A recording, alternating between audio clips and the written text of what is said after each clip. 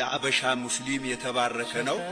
አንድም ነግራችሁ ነብዩ መሐመድን ክብርና ረመት በሳቸው ላይ ይሁን ከልቤ ወዳቸዋለሁ። ለምን መሰላችሁ ወዳቸው? እሳቸው የተወለዱት መካ ነው፣ ያደጉትን መካ ነው።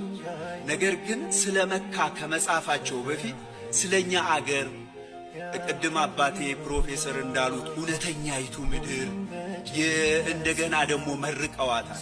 ስለዚህ እኛ ኦርቶዶክሳውያን ከሙስሊም ጋር ያለን ግንኙነት የነቢዩ ምርቃን ራሱ አበሻውያን ስለሆን ይህንም በማሰብ እንደ አባቶቻችን በእውነቱ እንኳን የብዙ እምነት አባት የሆኑትን ቀርቶ የእኛ መጽሐፍ ምን ይላል?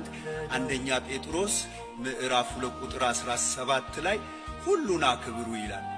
እንደገና በሃይማኖት አባትነት ደግሞ የሐዋርያት ሥራ ምዕራፍ 23 ቁጥር 5 ላይ የሃይማኖት የሌላውን የሃይማኖት አባት እንደዛው አክብሩ ይላል። ነቢዩ ሙሐመድ ደግሞ ለኛ እሴታችን ናቸው። ቅድም እንዳሉ በአረቡ አገር የሀበሻ ምድር እንድትታወቅ ስለሰሩልን ለዚህ ውለታ ልንወዳቸው ይገባል። የጥንቷን ሙስሊምና ክርስቲያን የሚዋደድባትን ድንቅ የሀበሻ ምድር እግዚአብሔር ይመልስልን። ሁሉም በጭንቀት ሲናወጥ ሲተረ